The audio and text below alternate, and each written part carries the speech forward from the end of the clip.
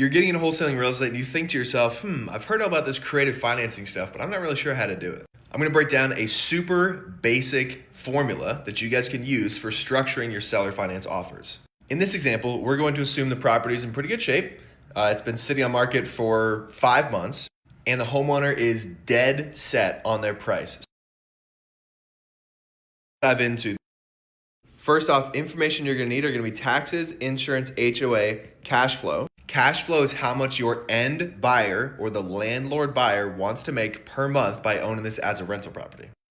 Market rent, and then we have 10% for management, 5% for vacancy reserve, and 5% for capital expenditure reserves. Now, when we're doing these seller finance deals, one of the most important aspects of it is the monthly payment so that the end buyer can still cash flow on their rental property. So first off, we need to determine our max monthly payment. So what we're gonna do is we're gonna take rent, multiply it by 0.8, that takes off the 20% over here, minus taxes, insurance, HOA, cash flow, and that equals the max monthly payment. So in this example, that payment is $1,425.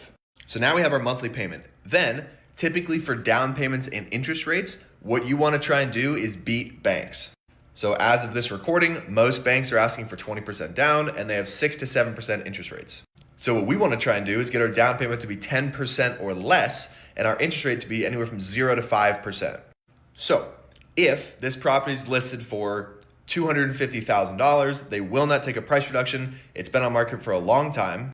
What you could do is you come in and you can offer $250, you could offer $260, you could offer $275. And you say, hey, I'm gonna do $275, I'm gonna do $25,000 down, I'm gonna do $1,400 a month, and I'm gonna do 3% interest. Probably start with 0% and try and work your way up. And then simply see if they take it.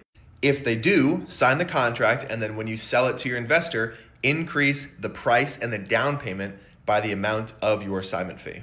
So if you offered it for $250 with $25,000 down, you could then sell it for $265 with $40,000 down. So now you are making $15,000 by simply making that offer and finding a landlord to buy it. To find leads like this, it's absolutely free. You can go to Redfin or Zillow and just find properties that are in good shape that have been listed for months.